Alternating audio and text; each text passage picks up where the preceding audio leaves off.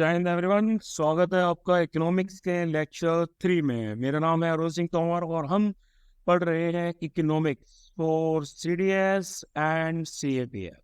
ठीक है, बढ़िया तरीके से कवर हो रही है। आई होप आप लोगों को समझ में आ रही होगी। कोई भी डाउट्स या कोई भी और सजेशंस हो, क्रिटिसिज्म हो, एक अच्छे तरीके से पोलाइट मैनर में आप कमेंट्स में मुझे बता सकते हैं। ठीक है, तो चलिए भाई शुरू करते हैं। आज का लेक्चर किस बारे में है? आज हम बात करेंगे लिबरलाइजेशन, प्राइवेटाइजेशन और ग्लोबलाइजेशन। ठीक है, ये टॉपिक्स बहुत ज़्यादा ज़रूरी है। देखो, बेसिक इकोनॉमिक्स की अंडरस्टैंडिंग के लिए ये टॉपिक्स बहुत बहुत ज़्यादा ज़रूरी। अब देखो, 1947 से यानी कि इंडिपेंडेंस से क्या हुआ कि इंडिया की जो इकोनॉमी फ्रेमवर्क था वो आपका मिक्स्ड इकोनॉमी था। जैसा कि भाई हमारे नेशन के लीडर्स ने सोचा था, समझा था, है ना। हमने मिक्स्ड इकोनॉमी फ्रेमवर्क को फॉलो किया। हमने कैपिटलिस्ट सिस्टम को मिलाया। कैपिटलिस्ट जो सिस्टम है उसके अच्छे पॉइंट्स लिए, और उसके साथ साथ हमने क्या किया, हमने जो सोशलिस्ट सिस्टम था इसके भी अच्छे पॉइंट्स को मिक्स करके मिक्स्ड इकोनॉमी वाला सिस्टम बना। अब कुछ स्कॉलर्स ये आर्ग्यू करते हैं कि ओवर द इयर्स इस पॉलिसी की वजह से बहुत सारे वैरायटी ऑफ रूल्स और लॉ आपके एस्टेब्लिश हो गए, है ना, जो कि आपके इकोनॉमी को कंट्रोल कर रहे थे, रेगुलेट कर रहे थे। और उसकी वजह से आपका इन द एंड क्या हुआ कि जो हमारा प्रोसेस था ग्रोथ का, है ना, जो हमारा ग्रोथ और डेवलपमेंट जो हमारी होनी चाहिए थी वो नहीं हो पाई। इस पूरे प्रोसेस को क्या कर दिया गया, हैम्पर कर दिया गया। ठीक है, ऐसा उनको कहना था। और जबकि दूसरे ये कह रहे थे कि इंडिया जिसने अपना डेवलपमेंटल पाथ जो है वो तकरीबन एकदम स्टैग्नेशन से स्टार्ट किया था, यानी कि भाई हमारा जो डेवलपमेंट एकदम जीरो लेवल पे था, है ना, वहां से स्टार्ट किया था। उसको फॉलो करते हुए हमने सर्टेन लेवल की ग्रोथ को अचीव कर लिया, है ना। सेविंग्स के मामले में हमने एक डाइवर्सिफाइड इंडस्ट्रियल सेक्टर खड़ा किया जो कि अलग अलग गुड्स और सर्विसेज प्रोवाइड कर रहा था। और हमने एग्रीकल्चर आउटपुट जो था उसको इस हिसाब से सस्टेन किया कि हमारे पास फूड सिक्योरिटी भी हो गई थी। ऐसा अलग अलग स्कॉलर्स का कहना सामने आ रहा था। ठीक है, तो 1991 में क्या हुआ कि इंडिया में हुआ इकोनॉमिक क्राइसिस। इंडिया का इकोनॉमिक क्राइसिस हुआ, बहुत तगड़ा वाला क्राइसिस हुआ। ठीक है, और ये इकोनॉमिक क्राइसिस जो था वो इंडिया के एक्सटर्नल डेब्ट से रिलेटेड था, बाहरी जो कर्ज था उससे रिलेटेड था। ठीक है, गवर्नमेंट जो है, जो गवर्नमेंट ने पैसा बाहर से लिया था उसको वो रिपे नहीं कर पा रही थी। उसको जो पैसा उसने बाहर से उधार लिया था ना, उसको रिपे कर पाने में गवर्नमेंट अपने आप को अक्षम मान रही थी। ठीक है, हमारे जो फॉरेक्स रिजर्व थे यानी कि फॉरेन एक्सचेंज रिजर्व थे, जो कि पेट्रोलियम इंपोर्ट करते हैं। जैसे देखो, आपको कोई भी सामान बाहर से मंगाना होता है, फॉर एग्जांपल इंडिया है, इंडिया को कोई भी सामान बाहर से मंगाना है तो बाहर वाली कंट्री के टर्म से मंगाओगे। फॉर एग्जांपल आप डॉलर्स में ही मंगाओगे, आप रुपए से नहीं मंगा सकते। आपको अपने रुपए को डॉलर में कन्वर्ट करना पड़ेगा। तो अगर आपको इंपोर्ट करना है कुछ भी तो आपको उस स्पेसिफिक करेंसी में पे करना पड़ेगा। यहाँ पर हम डॉलर की बात कर लेते हैं। तो जब हमें अपना पेट्रोलियम रिजर्व वगैरह इंपोर्ट करने होते थे या बाकी इंपॉर्टेंट आइटम्स इंपोर्ट करने होते थे तो हमारा फॉरेक्स इस लेवल तक कम हो गया था कि भाई हमें जो है 15 दिन के लिए भी हमारे पास फॉरेक्स नहीं बचा। हमारे फॉरेन एक्सचेंज रिजर्व खत्म हो गए। ठीक है, क्राइसिस आपका इस चीज से और ज्यादा बढ़ गया था कि भाई आपका इन्फ्लेशन बहुत हाई हो गया था, महंगाई बहुत ज्यादा हाई होने लगी थी। ठीक है, इसकी वजह से गवर्नमेंट जो है, गवर्नमेंट को नई सेट ऑफ पॉलिसी मेजर्स लाने पड़े, जिसकी वजह से हमारी डेवलपमेंटल स्ट्रेटेजीज का पूरा लाइन और लेंथ जो है वो चेंज हो। जैसे कि अगर हम इसकी स्पेसिफिक ओरिजिन की बात करते हैं तो फाइनेंशियल क्राइसिस का जो ओरिजिन है वो आपका 1980 से हम ट्रैक कर सकते हैं। 1980s में जो हमारी इकोनॉमिक इंडियन इकोनॉमी का इनएफिशिएंट मैनेजमेंट किया गया है ना, मैनेजमेंट प्रॉपर तरीके से नहीं किया गया है, वहीं से भाई हमारा 1990s का पूरा इकोनॉमिक क्राइसिस की नींव रख जाती है ना। अब देखो, बहुत सारी पॉलिसीज को इम्प्लीमेंट करने के लिए, जनरल एडमिनिस्ट्रेशन चलाने के लिए गवर्नमेंट क्या करती है, गवर्नमेंट आपके फंड्स जनरेट करती है। ये फंड्स कहाँ कहाँ से आते हैं? ये फंड्स अलग अलग क्या बोलते हैं, टैक्स सेक्टर से आते हैं, अलग अलग सोर्सेज से आते हैं। जैसे कि टैक्सेशन से भाई पैसा मिल जाता है। ठीक है, पब्लिक सेक्टर एंटरप्राइजेस को चलाने से भाई फंड्स वगैरह मिलते हैं। अब होता क्या है कि जब आपका एक्सपेंडिचर यानी कि आपका खर्चा वो आपकी इनकम से ज्यादा हो जाए, आपकी सैलरी भाई 10,000 है और आपका खर्चा जो है वो 15,000 जा रहा है, तो मतलब खर्चा ज्यादा हो गया हमारी इनकम से। तो गवर्नमेंट को उस केस में क्या करना पड़ता है, उधार लेना पड़ता है ना, अपने फाइनेंस को डेफिसिट जो उनका था, यानी कि जो भी कमी आ रही है ये 5,000 रुपए की, इसको पूरा करने के लिए 5,000 रुपए कहीं ना कहीं से तो उधार लेने पड़ेंगे। तो गवर्नमेंट क्या करती थी, बैंक से इस डेफिसिट को पूरा करने के लिए बोरो करती थी। ठीक है, इसके साथ देश के अंदर ही कुछ लोग थे, उनसे भी पैसे उधार लेती थी, और इंटरनेशनल जो फाइनेंशियल कंडीशंस, क्या बोलते हैं, कंडीशंस नहीं, फाइनेंशियल इंस्टीट्यूशंस थे, उनसे भी भाई आप उधार लिया करते। सबसे पहले तो हम घर में ही उधार लेते, जब भी कमी पड़ जाती है तो हम घर में ही अपने भाई बहन मम्मी पापा से पैसे लेते हैं। जब वो भी कम पड़ जाता है तो फिर हम बाहर अपने दोस्तों वोस्तों से या फिर किसी और को बैंक्स वगैरह के पास जाते हैं। ये सेम कंडीशन इंडियन गवर्नमेंट की हो गई। आप जब भी पेट्रोलियम या फिर ऐसे किसी गुड्स को इंपोर्ट कर रहे हो तो फिर हमें डॉलर्स में पे करना पड़ता है ना, हमें डॉलर्स में पे करना पड़ता है। और ये डॉलर्स हमारे पास आए कहाँ से, ये डॉलर हमारे पास आए थे एक्सपोर्ट से। जब हमने सामान अपना बाहर बेचा था ना, उससे हमने जो डॉलर्स कमाए थे, उसी से हम क्या कर रहे हैं, कुछ सामान जो है वो मंगाने मंगाने की कोशिश कर रहे हैं। तो डेवलपमेंट पॉलिसीज जो आपकी थी उसमें ये चीज आ चुकी थी कि भाई आपके रेवेन्यूज भले ही कम हो, यानी कि आपकी इनकम भले ही कम हो, है ना, गवर्नमेंट को अपनी रेवेन्यू चैलेंजेस को पूरा करने के लिए अपने जो रेवेन्यू है उसको यूज किया जाना है अनएम्प्लॉयमेंट, पॉवर्टी, पॉपुलेशन एक्सप्लोजन, ऐसी बहुत सारी चीजों को फुलफिल करने के लिए, इनको ठीक करने के लिए, है ना।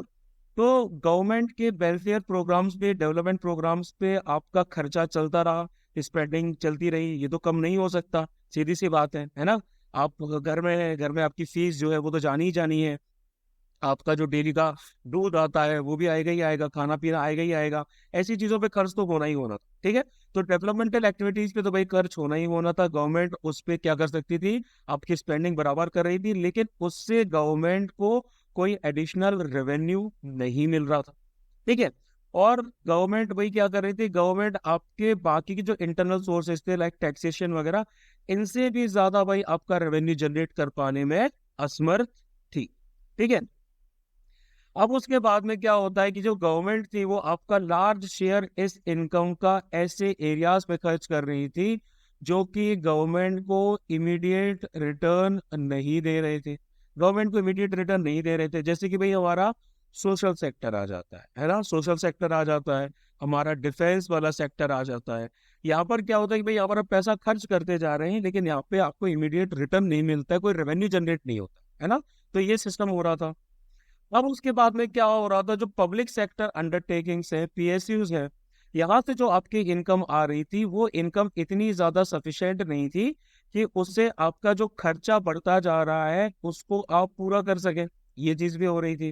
ठीक है, एट टाइम्स ये भी हो रहा था कि हमारे जो फॉरेन एक्सचेंज रिजर्व थे, हमारा जो फॉरेक्स था, वो हमने क्या कर रखा था, दूसरी कंट्री से बोरो कर रखा था, इंटरनेशनल फाइनेंस कंडीशन से, फाइनेंशियल इंस्टीट्यूशन से हमने बोरो कर रखा था।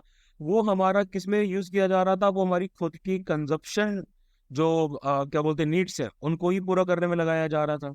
इसके साथ साथ किसी भी तरह का सीरियस अटेम्प्ट नहीं किया गया कि हमारी जो स्पेंडिंग है उसको कम किया जाए, है ना, हमारे खर्च को कम किया जाए, या फिर सफिशिएंट अटेंशन जो है वो आपका एक्सपोर्ट्स को बूस्ट करने पे दिया जाए। अगर आप एक्सपोर्ट्स को बूस्ट करेंगे मतलब हमारा सामान बाहर जाएगा तो आप डॉलर्स पाउंड्स वगैरह में कमाएंगे, है ना।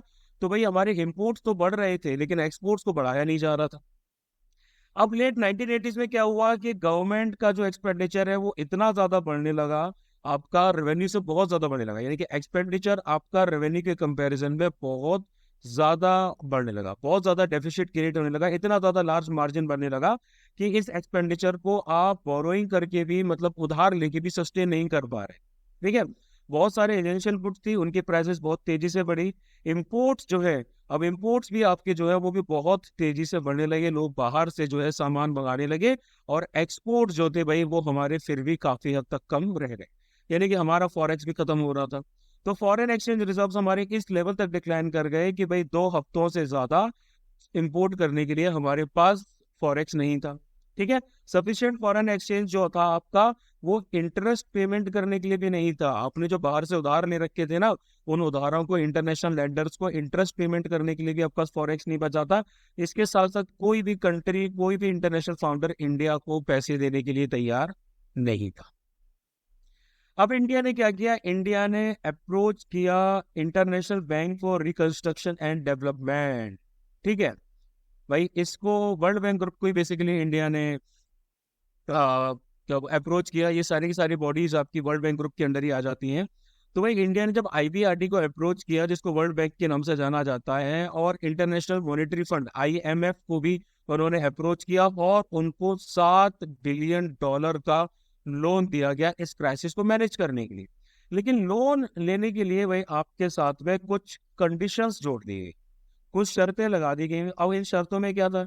इन शर्तों में ये इंटरनेशनल एजेंसीज ने कहा कि भाई आपको इंडिया को लिबरलाइज करना पड़ेगा, है ना, आपको अपनी इकोनॉमी को फ्री करना पड़ेगा, आपको अपनी इकोनॉमी को खोलना पड़ेगा, आपको बहुत सारे रिस्ट्रिक्शंस जो हैं, जो कि आपने प्राइवेट सेक्टर पे लगा रखे हैं, जो लाइसेंसेस और परमिट वाला सिस्टम था ना, आपको वो खत्म करना पड़ेगा।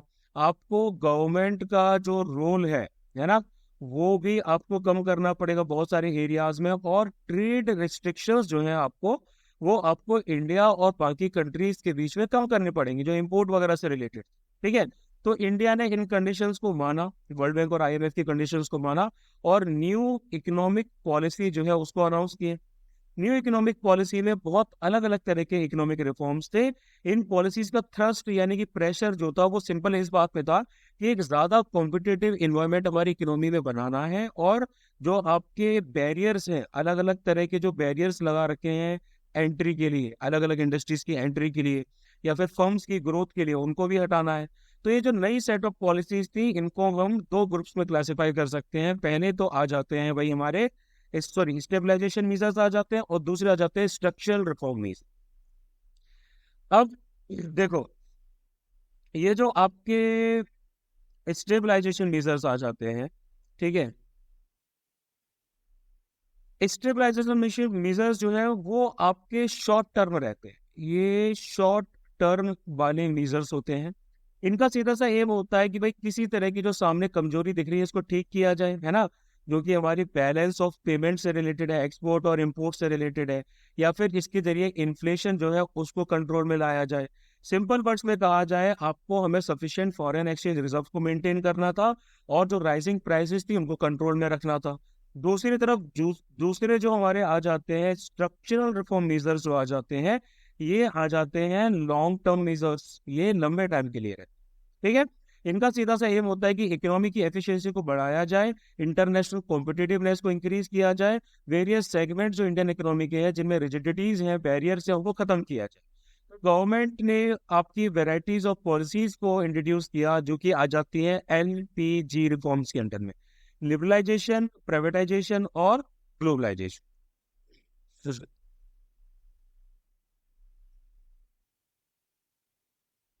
अब जैसे हम लोग लिबरलाइजेशन की बात करते हैं, तो लिबरलाइजेशन का सीधा सा मतलब होता है कुछ ऐसे रूल्स और लॉज, कुछ ऐसे रूल्स और लॉज जिसके जरिए आपकी इकोनॉमिक एक्टिविटीज जो रेगुलेट की जा रही थी, जो कि आपकी ग्रोथ और डेवलपमेंट में मेजर हिंड्रेंस बन रहे थे, उनको हटा देना है ना। तो लिबरलाइजेशन आपका इंट्रोड्यूस किया गया कि ऐसे रूल्स एंड लॉज से कंट्री को लिबरेट किया जाए, इंडस्ट्री को, इकोनॉमी को लिबरेट किया जाए, है ना, और आपके जो वेरियस सेक्टर्स इकोनॉमी के उनको खोला जाए सबके लिए। ठीक है, तो बहुत सारे थोड़े बहुत लिबरलाइजेशन मेजर्स हमारे 1980 से चले आ रहे थे। लेकिन भाई कुछ स्पेसिफिक एरियाज आ जाते हैं, लाइक इंडस्ट्रियल लाइसेंसेस हो गया। ठीक है, इंडस्ट्रियल लाइसेंसेस के साथ आपका एक्सपोर्ट और इंपोर्ट की जो पॉलिसीज हो गई। ठीक है, इसके साथ साथ टेक्नोलॉजी अपग्रेडेशन हो गया इसके मामले में भी। ठीक है, और भाई हमारी फिजिकल पॉलिसी जो है, physical policy, foreign investment reform policies, ये सारी की सारी आपकी 1991 में इनिशिएट की गई और ज्यादा कॉम्प्रिहेंसिव थी। तो बेसिकली अब हमको इन्हीं को देखना है कि लिबरलाइजेशन आपका इंडस्ट्रियल सेक्टर में, फाइनेंशियल सेक्टर में, टैक्स रिफॉर्म्स के मामले में, फॉरेन एक्सचेंज मार्केट्स में, ट्रेड और इन्वेस्टमेंट सेक्टर में आपका कैसे 1991 में आया। जैसे कि सबसे पहले इंडस्ट्रियल सेक्टर की बात करते हैं, D regulation of industrial sector. India में रेगुलेटरी मैकेनिज्म जो था वो आपका अलग अलग तरीके से लगाया गया, जो कि मैंने आपको बताया। जैसे कि भाई एक तो तरीका भाई हमारा था इंडस्ट्रियल लाइसेंसिंग का, लाइसेंस राज जिसको हम कहते थे, है ना। इंडस्ट्रियल लाइसेंसिंग का तरीका जो था, इसमें हर एंटरप्रेन्योर को गवर्नमेंट से परमिशन लेनी पड़ती थी, गवर्नमेंट ऑफिशियल से परमिशन लेनी पड़ती थी कि भाई मुझे एक फर्म जो है स्टार्ट करनी है, इसके लिए आपको परमिशन लेनी पड़ेगी। ठीक है, आपको फर्म को क्लोज करने के लिए भी परमिशन लेनी पड़ेगी, या फिर आपको ये डिसाइड करना है कि कितना गुड्स भाई प्रोड्यूस किया जाना, उसकी परमिशन भी लेनी पड़ेगी। दूसरी चीज आ जाती है, प्राइवेट सेक्टर को अलाउ ही नहीं किया गया था बहुत सारी इंडस्ट्रीज में, है ना। प्राइवेट सेक्टर को मना कर रखा था भाई आप यहाँ कुछ नहीं कर सकते। तीसरा आ जाता है कि कुछ गुड्स जो थे आपके, वो आपके स्मॉल स्केल इंडस्ट्रीज में ही प्रोड्यूस किए जा सकते थे, जो मैंने आपको कल बताया था। और फिर आ जाता है कि जो कंट्रोल्स था प्राइस फिक्सेशन पे और डिस्ट्रीब्यूशन था सिलेक्टेड इंडस्ट्रियल प्रोडक्ट्स का, वो सरकार के द्वारा किया जाता।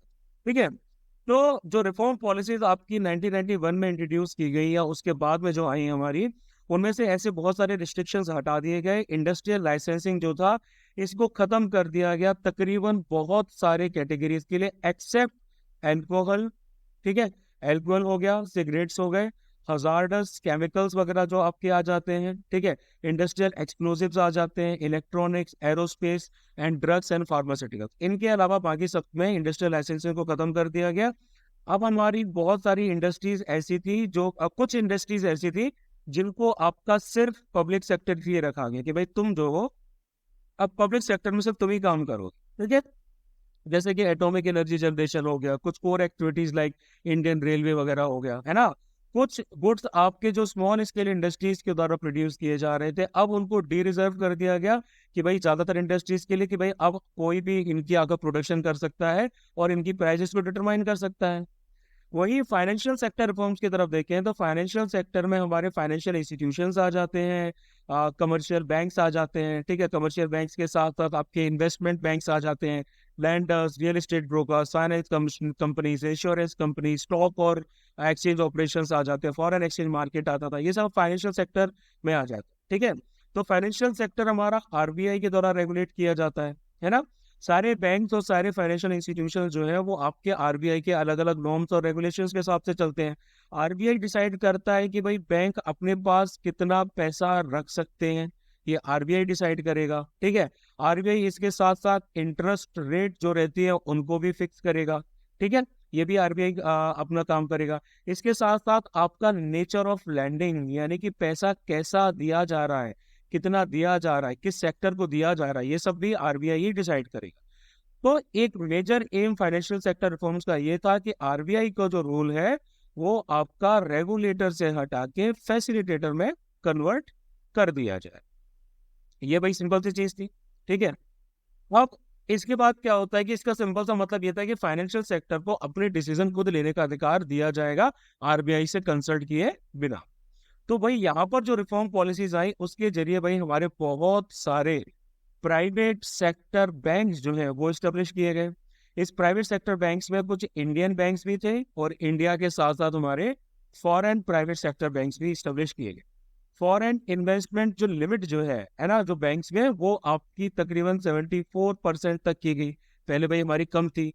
अब इन बैंक्स को कुछ सर्टेन कंडीशंस को फुलफिल करना था, यानी कि इनको फ्रीडम दी गई, आप नई ब्रांचेस सेटअप कर सकते हैं without the approval of RBI, और एग्जिस्टिंग ब्रांच नेटवर्क को आप और ज्यादा मजबूत कर सकते हैं। ठीक है, इनको आपकी परमिशन दी गई भाई आप इंडिया और अब्रॉड कहीं से भी फंड जनरेट कर सकते हैं।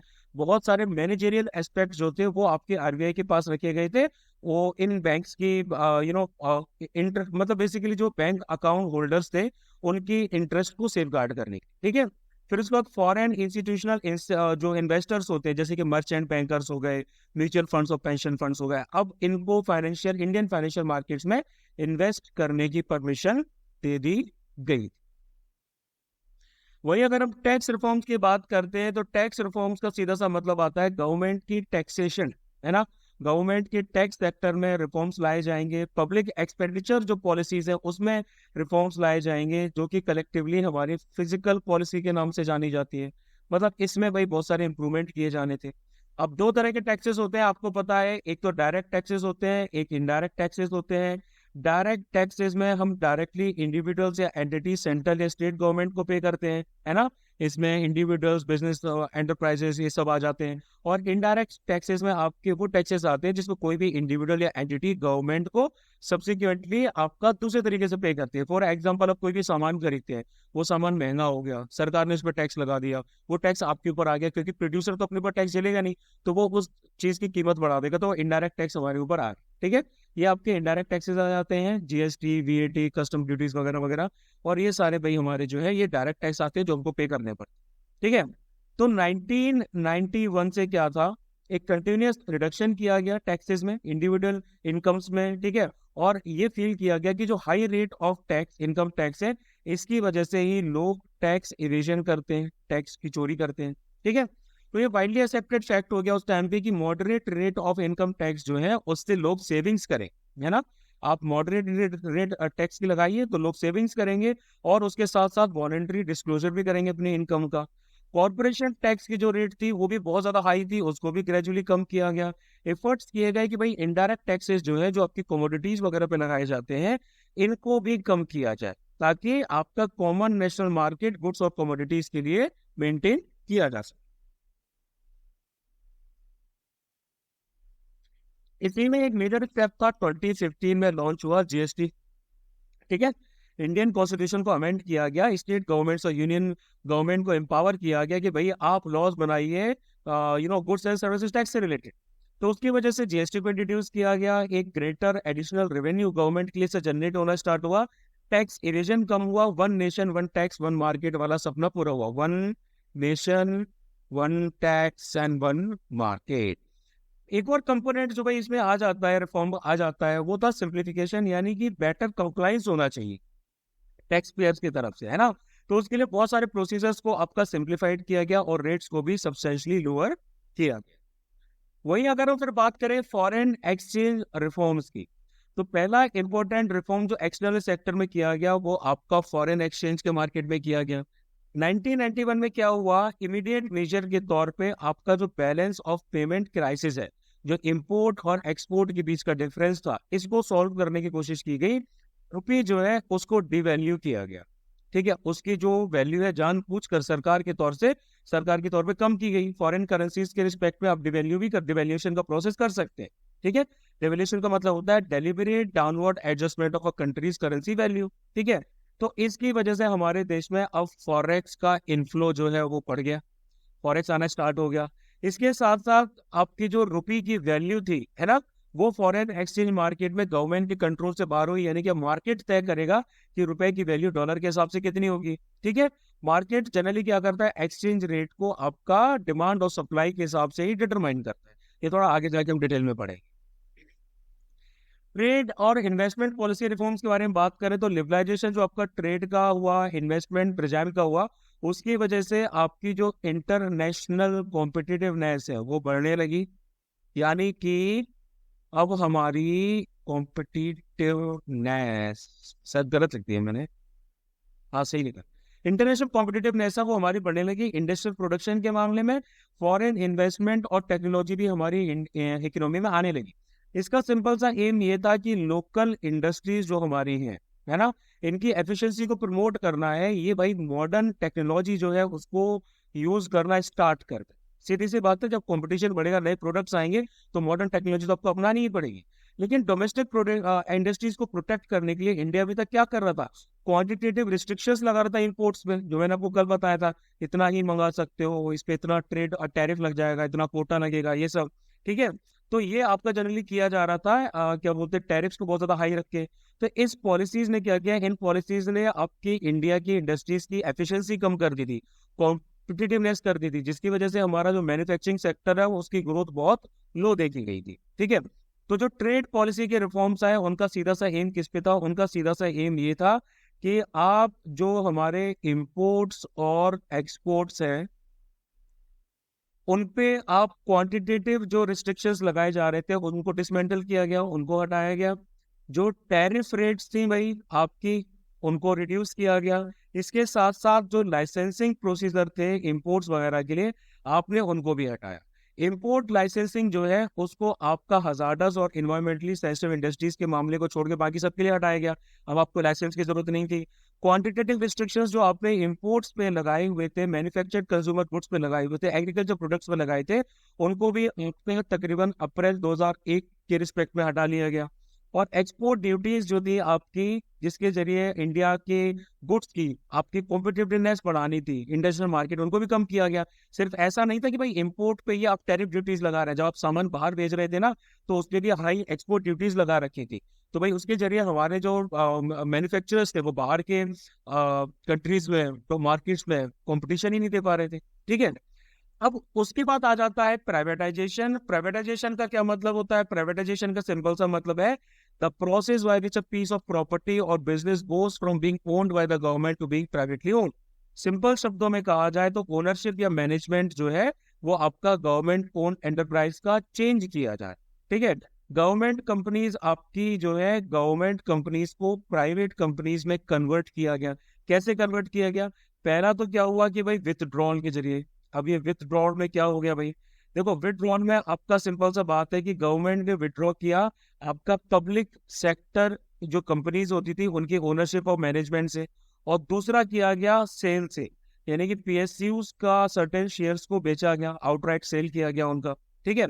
तो पब्लिक सेक्टर एंटरप्राइज के प्राइवेटाइजेशन से आपका ये पीएसयूज या पीएससी इनकी इक्विटी यानी कि इनकी जो हिस्सेदारी है वो पब्लिक की बेची गई। इस प्रोसेस को कहा जाता है डिसइन्वेस्टमेंट। ठीक है। इनके शेयर्स, इनकी इक्विटी वगैरह पब्लिक के लिए ओपन कर दिए गए। पर्पस सिंपल सा था गवर्नमेंट के हिसाब से कि भाई हम अपने फाइनेंशियल डिसिप्लिन को सुधारें, मॉडर्नाइजेशन लेके आए। ठीक है। इसके साथ साथ प्राइवेट कैपिटल और मैनेजरियल कैपेबिलिटीज जो है उनको अच्छे तरीके से यूज किया जा सके पीएसयूज की परफॉर्मेंस को एनहांस करने के लिए। तो गवर्नमेंट ने ये सोचा कि प्राइवेटाइजेशन से आपका जो एफडीआई है, फॉरेन इन्वेस्टमेंट, डायरेक्ट इन्वेस्टमेंट है, उसका इनफ्लो और ज्यादा तेज हो जाएगा हमारे देश में। ठीक है। और ज्यादा लोग खरीदना चाहेंगे। गवर्नमेंट ने बहुत सारे एफर्ट इस मामले में भी किए कि उन्होंने पीएसयूज को आपकी ऑटोनॉमी देना स्टार्ट कर दी। ठीक है। उनको और ज्यादा ऑटोनॉमी देना स्टार्ट कर दिया ताकि वो अपने managerial decision sound business principles के हिसाब से ले सकें। ठीक है। कुछ पीएससीज को आपके अलग अलग स्टेटस दिए गए, लाइक महारत्न का स्टेटस दिया गया। ठीक है। नवरत्न का स्टेटस दिया गया, मिनी रत्न का स्टेटस दिया गया। अब अगर हम महारत्न, नवरत्न और इन पब्लिक एंटरप्राइज पॉलिसीज की बात करें तो एफिशिएंसी बढ़ाने के लिए, प्रोफेशनलिज्म इनके अंदर इन्फ्यूज करने के लिए और अच्छे तरीके से इनको इफेक्टिवली इनेबल करने के लिए, भाई आप कंपटीशन में आ सको, लिबरलाइज ग्लोबल इन्वायरमेंट प्रोवाइड कराने के लिए गवर्नमेंट ने पीएससीज को आइडेंटिफाई किया और इनको महारत्न, नवरत्न और मिनी रत्न के स्टेटस देना शुरू कर दी। ठीक है। ये दिए गए थे इनको अच्छी मैनेजरियल और ऑपरेशनल ऑटोनॉमी को सुधारने के लिए। ठीक है। अलग अलग डिसीजंस ये कंपनीज को खुद से चलाने के लिए ले सके और प्रॉफिट बढ़ा सके। ठीक है। तो ग्रेटर ऑपरेशनल, फाइनेंशियल और मैनेजर ऑटोनॉमी जो है वो आपकी प्रॉफिट मेकिंग एंटरप्राइजेस को दी गई। इनको आपके अलग अलग कैटेगरी में डाला गया। अब देखो, सेंट्रल पब्लिक सेक्टर एंटरप्राइजेस को अलग अलग स्टेटस दिए गए, लाइक महारत्न आपका दिया गया बहुत सारी कंपनीज को, है ना। ये आपकी तकरीबन बहुत सारी कंपनीज आ जाती है, इनमें कुछ क्राइटेरियाज आ जाते हैं आपके। फिर ऐसे नवरत्न के स्टेटस दिए गए, वो भी बहुत सारी कंपनीज को दिए गए, इनमें भी कुछ क्राइटेरियाज आ जाते हैं। इसी तरीके से वही हमारा मिनी रत्न जो है उसमें भी दो कैटेगरीज डाली गई, एक तो था मिनी रत्न 1 और एक था मिनी रत्न 2। ठीक है। ये जनरली आपका करंट अफेयर्स में आता रहता है। फिर उसके बाद में क्या बोलते हैं, बहुत सारी प्रॉफिटेबल जो पब्लिक सेक्टर एंटरप्राइजेस थे वो ओरिजिनली आपकी 1950s में इनकी स्थापना की गई थी और 1960s में। क्यों की गई थी? क्योंकि उस टाइम पे सेल्फ रिलायंस हमारा एक इंपॉर्टेंट गोल था, एलिमेंट था पब्लिक पॉलिसी का। तो इनको इस इंटेंशन के साथ सेटअप किया, पब्लिक को डायरेक्ट इंफ्रास्ट्रक्चर, ठीक है, इंफ्रास्ट्रक्चर के साथ साथ पब्लिक को जो है वो डायरेक्ट एम्प्लॉयमेंट भी प्रोवाइड कराया जाए इन सारे सेक्टर्स। ठीक है। ताकि क्वालिटी ऑफ प्रोडक्ट जो है वो मासेस तक पहुंच सके एक नॉमिनल कॉस्ट पे, और कंपनी जो है उनको और उनकी स्टेक होल्डर्स को इसके लिए डायरेक्ट रिस्पॉन्सिबल बनाए। तो जो स्टेटस आपके ग्रांट किए गए इसके द्वारा कंपनीज की परफॉर्मेंस भी थोड़ी थोड़ी बढ़ी। कई स्कॉलर्स ये कहते हैं कि भाई पब्लिक एंटरप्राइजेस के एक्सपेंशन को फैसिलिटेट करने की जगह आप उनको इनेबल कीजिए कि वो ग्लोबल प्लेयर्स बन सके, ग्लोबल मार्केट में एक अच्छे लेवल पर आ सके। गवर्नमेंट ने क्या किया, पार्टली प्राइवेटाइज कर दिया उनको डिसइन्वेस्टमेंट के। ठीक है। फिर गवर्नमेंट ने ये भी डिसाइड किया कि पब्लिक सेक्टर जो है वो काफी हद तक उनके पास ही रहना चाहिए, तो उन्होंने उनको एक्सपेंड करने के लिए, इनेबल करने के लिए ग्लोबल मार्केट्स में अलग अलग तरह के रिसोर्सेज वगैरह अवेलेबल कराने स्टार्ट कर दिए। लाइक फाइनेंशियल मार्केट से आप रिसोर्सेज उठा सकते हो, पैसा उठा सकते हो, वगैरह वगैरह। फिर तीसरा आ जाता है ग्लोबलाइजेशन। अब ग्लोबलाइजेशन का सीधा सा मतलब आ जाता है integration of an economy of a country with the world economy, है ना। किसी नेशन, जैसे किसी नेशन की जो इकोनॉमी है वो वर्ल्ड की दूसरी इकोनॉमीज के साथ इंटीग्रेट कर दी गई है। बहुत सारे अलग अलग वेरियस पॉलिसीज, आपके जो मेजर्स होते हैं, उनके रिजल्ट के तौर पे क्या होता है कि वर्ल्ड जो है हमारा वो एक बड़े मार्केट में तब्दील हो जाता है, एक दूसरे पे इंटरडिपेंडेंट हो जाते हैं। इसमें हमारे नेटवर्क और क्या बोलते हैं, जो एक्टिविटीज होती हैं, लाइक इकोनॉमिक एक्टिविटीज हो गई, सोशल और ज्योग्राफिकल बाउंड्रीज हो गई, इनको क्रॉस किया जाता है। ठीक है। तो ग्लोबलाइजेशन का मतलब होता है लिंक्स को कुछ इस तरीके से एस्टेब्लिश करना कि जो एक देश में हो रहा है उसका प्रभाव दूसरे देश पर भी पड़े। जैसे अभी भाई ये जो ईरान और इसराइल का चल रहा था, उसकी वजह से मार्केट कितना क्रैश कर गया, है ना। कि एक इकोनॉमी दूसरे इकोनॉमी पर डिपेंडेंट, यानी कि पूरे वर्ल्ड को एक इकोनॉमी में कन्वर्ट किया जा रहा है, एक बॉर्डरलेस वर्ल्ड में कन्वर्ट किया जा रहा है।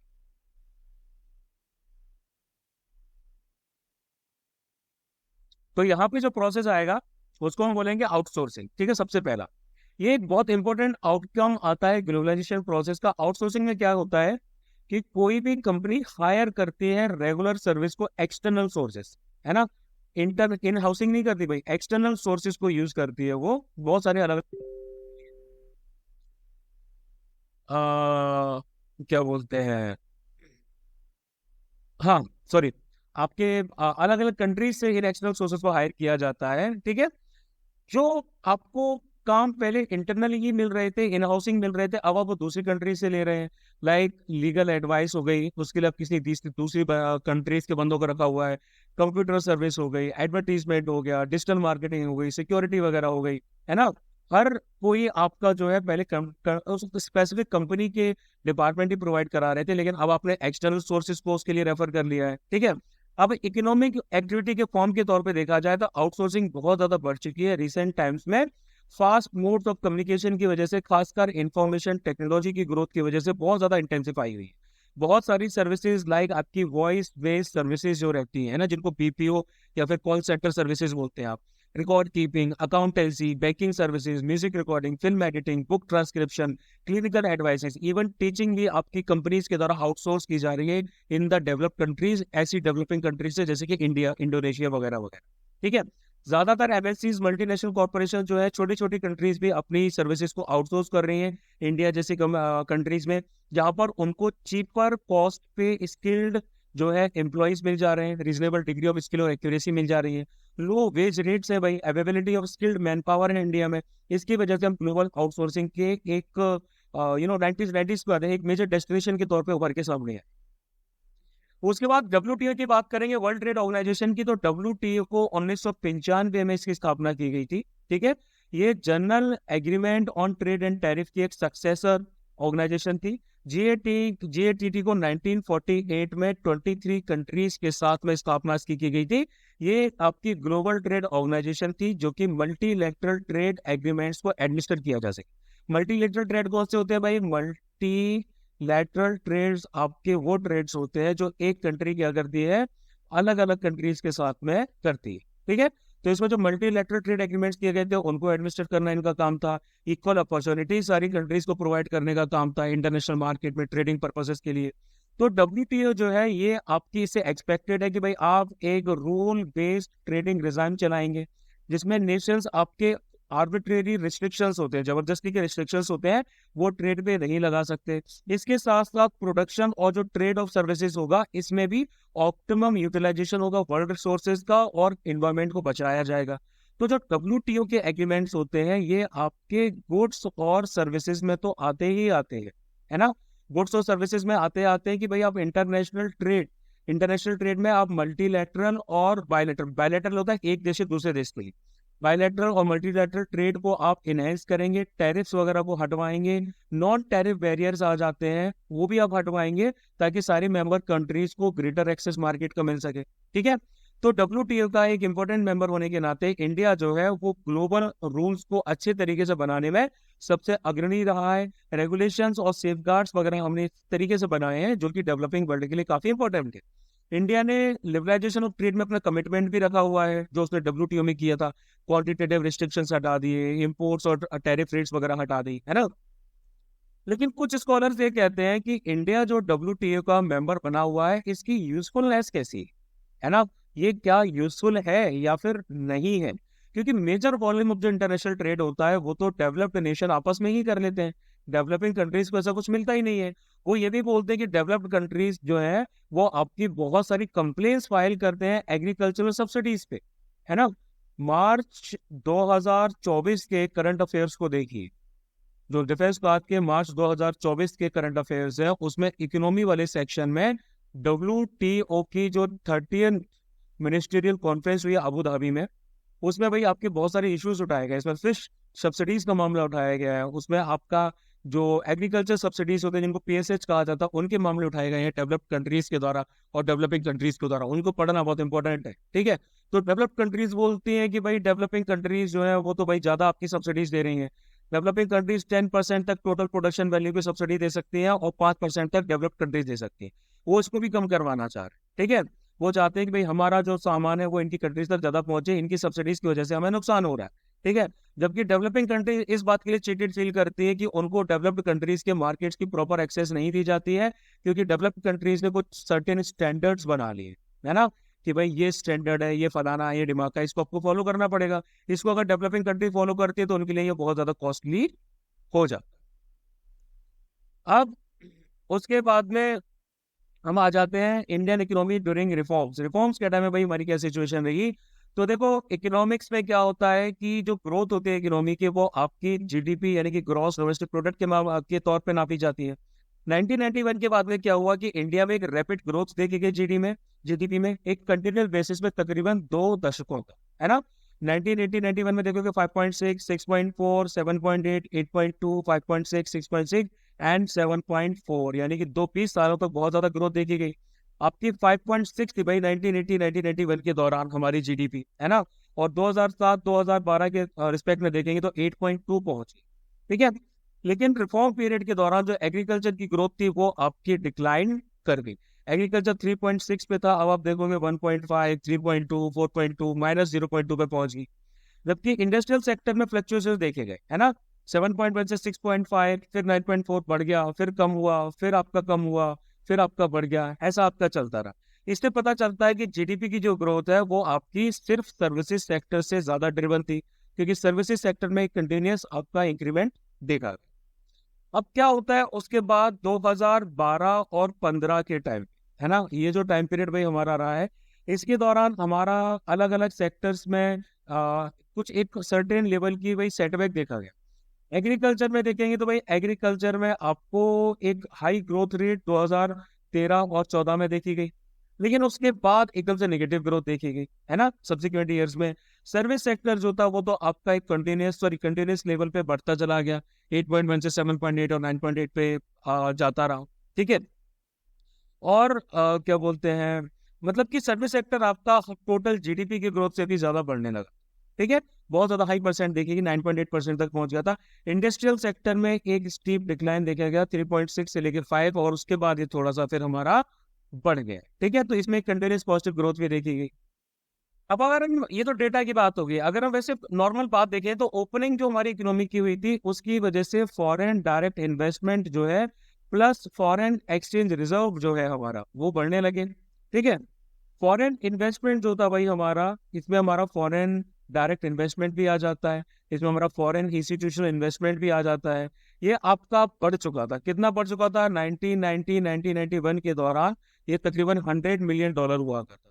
2017-2018 के हिसाब से ये $30 बिलियन पहुंच, ठीक है। यानी कि फॉरेन एक्सचेंज रिजर्व जो हमारे वो आपके 1991 में 6 बिलियन हुआ करते थे, जो कि अभी के रिस्पेक्ट में देखा जाए तो 413 बिलियन पहुंच चुके हैं। इंडिया आज की डेट में one of the largest foreign exchange reserve holder है वर्ल्ड में। 1991 से इंडिया जो है उसको एक सक्सेसफुल एक्सपोर्टर्स के तौर पे देखा जाता है, यानी कि अब हम ऑटो पार्ट्स को बाहर भेजने लगे थे, फार्मास्यूटिकल गुड्स को बाहर भेजने लगे थे, इंजीनियरिंग गुड्स बाहर भेजने लगे थे, IT सॉफ्टवेयर और टेक्सटाइल भी बाहर भेजने लगे थे। राइजिंग प्राइसेस को भी कंट्रोल में कर लिया गया था। दूसरी तरफ रिफॉर्म प्रोसेस जो है उनको इस चीज पे क्रिटिसाइज भी किया गया कि भाई बेसिक प्रॉब्लम जो हमारी इकोनॉमी में आ रही है, employment, agriculture, industry, infrastructure development और फिजिकल मैनेजमेंट से रिलेटेड, उनको तरीके से डील नहीं किया। वही अगर हम ग्रोथ और एम्प्लॉयमेंट की बात करें तो जीडीपी की जो ग्रोथ रेट है वो तो आपकी रिफॉर्म पीरियड में काफी ज्यादा इंक्रीज करा, है ना, स्कॉलर्स ने, लेकिन ये पॉइंट आउट किया कि जो रिफॉर्म लेड ग्रोथ जो था उसके जरिए हमारे देश में सफिशिएंट एम्प्लॉयमेंट जो क्या बोलते हैं अपॉर्चुनिटीज है वो डेवलप नहीं की। एग्रीकल्चर के रिफॉर्म्स की बात करते हैं। रिफॉर्म्स जो आपके हुए थे उनसे एग्रीकल्चर को कोई खास बेनिफिट नहीं मिला, जैसा कि हमने डेटा के हिसाब से देखा। ग्रोथ रेट आपकी बल्कि डिसिलरेट ही करती गई, कमी होती रही। 1991 से पब्लिक इन्वेस्टमेंट जो एग्रीकल्चर सेक्टर में किया गया, खासकर इंफ्रास्ट्रक्चर के मामले में, इसमें हमारा इरिगेशन आ जाता है, पावर आ जाती है, रोड्स आ जाती हैं, मार्केट लिंकेजेस आ जाते हैं, रिसर्च और एक्सटेंशन आ जाता है ना, जो ग्रीन रिवॉल्यूशन में हुआ था, ये आपका कमी होता चला गया। फर्दर आपका जो फर्टिलाइजर सब्सिडी थी, है ना, फर्टिलाइजर सब्सिडी में जो पार्शियल रिमूवल किया गया है, ठीक है, उसकी वजह से उसकी कॉस्ट ऑफ प्रोडक्शन बढ़ गई, जिसकी वजह से स्मॉल और मार्जिनल फार्मर्स को काफी फर्क पड़ा।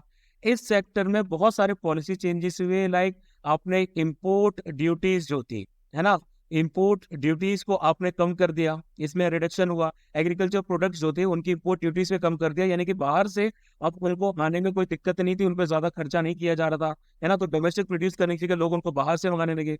लो MSP, low minimum support price, quantitative restrictions जो आपके एग्रीकल्चर प्रोडक्ट्स से उठाए गए कि भाई आप कितना भी मंगाइए, कैसा भी मंगाइए, इंपोर्ट ड्यूटीज तो कम की जा चुकी थी, उनकी क्वांटिटी पे भी भाई रिस्ट्रिक्शंस हटा लिए गए थे। इससे इंडियन फार्मर्स एडवर्सली आपके अफेक्ट हुए, क्योंकि अब उनको इंटरनेशनल कंपटीशन को फेस करना पड़ रहा था, ठीक है। और जो हमारी एक्सपोर्ट ओरिएंटेड आपकी पॉलिसीज थी, ठीक है, एग्रीकल्चर में, उसमें एक शिफ्ट देखा गया था कि भाई डोमेस्टिक मार्केट से अब हम क्या करने लगे थे, अपना सामान जो है वो बाहर के लिए फोकस करने लगे थे। डोमेस्टिक मार्केट पे कंज्यूम नहीं करना है हमें, फॉरेन मार्केट्स के लिए हमें सामान को प्रोड्यूस करना है, ठीक है, जैसे कि फूड ग्रेन्स वगैरह हो गए। इससे भाई जो फूड ग्रेन्स की डोमेस्टिक प्राइसेस थी वो भी बढ़ने मतलब का एक सिनेरियो क्रिएट हो गए। इंडस्ट्री के रिफॉर्म्स की बात करें तो इंडस्ट्रियल जो ग्रोथ है उसमें भी एक स्लो डाउन देखा गया। ये इसीलिए देखा गया क्योंकि इंडस्ट्रियल डिमांड्स की, इंडस्ट्रियल प्रोडक्ट्स की जो डिमांड थी, है ना, वो आपकी फुलफिल की जाने लगी चीपर इंपोर्ट से। जो भाई हमारा सस्ता इंपोर्ट आ रहा था उससे डिमांड पूरी की जाने लगी। इन एडिक्वेट इन्वेस्टमेंट आपके इंफ्रास्ट्रक्चर वगैरह में भी किए गए। अब देखो ग्लोबलाइज वर्ल्ड में क्या होता है, डेवलपिंग कंट्रीज जो रहती है उनको अपनी इकोनॉमीज को ओपन अप करना पड़ता है ना, ताकि बाहर का जो सामान है वो इजी तरीके से, यानी कि जो गुड्स और कैपिटल है वो डेवलप्ड कंट्रीज से आ सके। लेकिन जब ये गुड्स और कैपिटल डेवलप्ड कंट्रीज से आते हैं तो फिर जो हमारी इंडस्ट्रीज होती है, डोमेस्टिक इंडस्ट्रीज होती हैं, उनको काफी रफ कंपटीशन फेस करना पड़ता है, ठीक है। तो जब चीपर इंपोर्ट्स आपके आ जाते हैं वो आपकी डोमेस्टिक गुड्स को रिप्लेस कर देते हैं। डोमेस्टिक मैन्युफैक्चरर्स जो रहते हैं उनको क्या बोलते हैं, कंपटीशन वगैरह बहुत फेस करना पड़ता है ना। तो इंफ्रास्ट्रक्चर फैसिलिटीज जिसमें पावर सप्लाई, ये आपकी इनएडिक्वेट रही due to lack of investment, इनमें ज्यादा इन्वेस्टमेंट नहीं किया गया, ठीक है। तो जो आपका ग्लोबलाइजेशन था इसको बेसिकली इस तरीके से देखा गया कि भाई इन्होंने फ्री मूवमेंट ऑफ गुड्स और सर्विसेज की कंडीशंस तो क्रिएट कर दी है, लेकिन वो हुआ है सिर्फ फॉरेन से डोमेस्टिक मार्केट्स के लिए, है ना। और हमारी जो लोकल इंडस्ट्रीज है वो एडवर्सली इफेक्ट की गई है, एम्प्लॉयमेंट अपॉर्चुनिटीज एडवर्सली इफेक्ट की गई है डेवलपिंग कंट्रीज में। मोर ओवर इंडिया जैसी डेवलपिंग कंट्री के लिए आपका डेवलप्ड कंट्रीज के मार्केट की एक्सेस प्रॉपर तरीके से नहीं हो पाई, क्योंकि उनके हाई नॉन टैरिफ बैरियर्स लगे थे, है ना। जैसे कि सारे कोटा रिस्ट्रिक्शंस तो भाई टेक्सटाइल और क्लॉथिंग पे से हटा लिए गए हैं कंट्रीज लाइक यूएसए ने, है ना, इंडिया ने तो हटा लिए हैं सारे टैरिफ जो आपके एक्सपोर्ट पे लगे हैं ना, कि भाई आप बाहर भेज सकते हैं। लेकिन यूएसए ने खुद के मार्केट जो है उस पर कोटा रिस्ट्रिक्शंस लगा चुके हैं कि भाई आप बाहर सामान जो है वो नहीं भेज सकते, ठीक है। या फिर इंपोर्ट पे लगा रखे हैं कि भाई इंडिया और चाइना से जो टेक्सटाइल आएगा उसके इंपोर्ट पे अपने हाई कोटा बैरियर्स या टैरिफ बैरियर्स लगा लिए, तो ये दिक्कत वाली बात है। सेकंड लास्ट चीज आ जाएगी डिसइन्वेस्टमेंट की। हर साल गवर्नमेंट क्या करती है, एक टारगेट फिक्स करती है कि पीएससीज का आपका इतना डिसइन्वेस्टमेंट किया जाएगा। जैसे 1991 1992 में ये टारगेट किया गया कि 2,500 करोड़ रुपए जो है वो डिसइन्वेस्टमेंट के द्वारा कमाया जाएगा, और बदले में गवर्नमेंट ने 3,040 करोड़ रुपए जो है वो आपका मोबिलाइज कर लिया, यानी कि टारगेट से काफी ज्यादा। 2017-2018 में टारगेट आपका तकरीबन 1 लाख करोड़ था और अचीव किया गया 1 लाख आपका 57,057 करोड़। ठीक है, तो क्रिटिक्स ये पॉइंट आउट करते हैं कि जो पीएससीज के एसेट्स होते हैं उनको अंडर वैल्यू किया गया, यानी कि उनकी कीमत कम आंकी गई है और उनको बेच दिया गया है ना, प्राइवेट सेक्टर को बेच दिया गया है। इसका सिंपल सा मतलब है कि सब्सटेंशियल लॉस हुआ है गवर्नमेंट को और पब्लिक एसेट्स को ऐसे ही बेच दिया गया। मोर ओवर, जो डिसइन्वेस्टमेंट्स के द्वारा जो आपका पैसा इकट्ठा होता है, ये जो पैसे की हम बात कर रहे थे, जो प्रोसीड्स आपके इकट्ठे हो रहे थे, ये क्या बोलते हैं, प्रोसीड जो है, इसके द्वारा गवर्नमेंट की जो रेवेन्यूज की शॉर्टेज हो रही थी उसको फुलफिल किया जा रहा था, ना कि पीएससीज के डेवलपमेंट के लिए या फिर सोशल इंफ्रास्ट्रक्चर को बनाने के लिए यूज किया जा रहा था। सबसे लास्ट में रिफॉर्म्स और फिजिकल पॉलिसीज की बात करें तो इकोनॉमिक रिफॉर्म्स जो थे, उन्होंने पब्लिक एक्सपेंडिचर खासकर सोशल सेक्टर में आपके ग्रोथ को इनहिबिट कर दिया, उस पर लिमिट्स लगा दी। कैसे? जैसे कि टैक्स रिडक्शन जो आपका हुआ रिफॉर्म पीरियड के दौरान, इसका सिंपल सा एम ये था कि भाई लार्जर रेवेन्यू आपका जनरेट किया जा सके, टैक्स एवेजन को खत्म किया जा सके, उसके जरिए सरकार के टैक्स में कोई बढ़ोतरी नहीं हुई। Reform policies like tariff reduction किए गए, उसके द्वारा जो कस्टम ड्यूटी से पैसा मिलता था वो भी आपका कम हो गया। ठीक है, फॉरेन इन्वेस्टमेंट को अट्रैक्ट करने के लिए आपने जो टैक्स इंसेंटिव्स वगैरह प्रोवाइड कराए थे फॉरेन इन्वेस्टर्स को, उसकी वजह से क्या हुआ भाई, आपके टैक्स रेवेन्यू को रेज करने के और ज्यादा रास्ते खत्म हो गए। तो एक नेगेटिव इम्पैक्ट हुआ हमारी डेवलपमेंट और वेलफेयर एक्सपेंडिचर पे, क्योंकि उनके लिए पैसा ही नहीं था हमारे पास। इन दी एंड अगर हम लास्ट की बात करते हैं तो ये प्रोसेस था ग्लोबलाइजेशन का, है ना, इसमें लिबरलाइजेशन और प्राइवेटाइजेशन जैसी एक्टिविटी शामिल थी। इसकी वजह से हमारे पास पॉजिटिव इम्पैक्ट्स बहुत हुए और नेगेटिव रिजल्ट भी बहुत ज्यादा हुए इंडिया और इंडिया जैसी डेवलपिंग कंट्रीज के लिए। कुछ स्कॉलर्स ये बोलते हैं कि जो ग्लोबलाइजेशन है इसको इस अपॉर्चुनिटी के तौर पे देखा जाना चाहिए कि इससे ग्लोबल मार्केट की आपको बेटर एक्सेस मिल जाती है, हाई टेक्नोलॉजी मिल जाती है, इंक्रीज पॉसिबिलिटी मिल जाती है लार्ज इंडस्ट्रीज की डेवलपिंग कंट्रीज के लिए कि भाई अब आप एक इंपॉर्टेंट प्लेयर्स के तौर पे इंटरनेशनल एरिया में खेल सकते हैं। ऑन द कॉन्ट्रेरी, क्रिटिक्स ये बोलते हैं कि ग्लोबलाइजेशन जो है वो एक ऐसी स्ट्रेटजी है जिसके द्वारा डेवलप्ड कंट्रीज अपने मार्केट्स को एक्सपेंड करती हैं डेवलपिंग कंट्रीज तक, है ना। उनके हिसाब से इसके द्वारा जो पुअर कंट्रीज के लोग हैं उनकी आइडेंटिटी और वेलफेयर को कॉम्प्रोमाइज किया गया है। प्लस मार्केट ड्रिवन जो ग्लोबलाइजेशन है उसके वजह से जो इकोनॉमिक आर्थिक असमानताएं हैं, इकोनॉमिक जो डिस्पैरिटीज हैं, वो लोगों के बीच में और देशों के बीच में काफी ज्यादा फैली। ठीक है, तो अगर इंडियन कंटेक्स्ट से देखा जाए तो कुछ स्टडीज आपकी जो की गई हैं उसमें ये बताया है कि क्राइसिस जो अर्ली 90s में आया था वो बेसिकली क्या था, हमारी जो डीप रूटेड इन एक्विलिटीज थी, आर्थिक असमानताएं थी इंडियन सोसाइटी में, उसकी वजह से हुई। और इकोनॉमिक रिफॉर्म पॉलिसी जो आपकी इनिशिएट की गई वो उसके रिस्पॉन्स के तौर पे थी, और उसकी वजह से क्या है, हमारी गवर्नमेंट की वजह से इकोनॉमिक रिफॉर्म पॉलिसीज आई, उसकी वजह से आपकी क्या बोलते हैं, इनइक्वालिटीज और ज्यादा बढ़ गई। ठीक है, फर्दर उन्होंने लास्ट में ये भी कहा कि जो इनकम और इक्वलिटी है वो सिर्फ आपका हाई इनकम जो ग्रुप्स है, ठीक है, इनकम और क्वालिटी ऑफ कंजप्शन जो है सिर्फ उन्हीं के लिए बढ़ा है, उन्हीं की ग्रोथ बढ़ी है। ग्रोथ आपके सिलेक्टेड एरियाज में हुई है, जैसे कि सर्विस सेक्टर हो गया, telecommunication, IT, finance, entertainment, travel and hospitality services, real estate, trade वगैरह। Vital sector like agriculture, industries वगैरह आ जाती हैं, इन सब में आपका ज्यादा ग्रोथ नहीं हुआ है, जो कि लोगों के लिए बहुत ज्यादा इंपॉर्टेंट। ठीक है, तो यहाँ पे भाई हमारा एलपीजी रिफॉर्म्स की हमने टोटल बात कर ली है। अब इसके बाद कल हम पढ़ेंगे प्लानिंग इन इंडिया, इंडिया के सारे प्लान्स के बारे में पढ़ेंगे, उनके इम्पैक्ट्स के बारे में पढ़ेंगे, उनका क्या सिस्टम रहा है, सारे प्लान्स की इंपॉर्टेंट बात करेंगे, उसको हम खत्म करें। ठीक है, तो please do like, share and subscribe this video. मेरे लिए बहुत ज्यादा इंपॉर्टेंट है कि चैनल ग्रो करे। चैनल ग्रो करेगा तो आपको सारा का सारा कंटेंट सीडीएस और सीएपीएफ का इसी चैनल पे मिल जाया करेगा, टोटली फ्री। ठीक है, तो बस इतना ही कहना था। जय हिंद टू यू ऑल।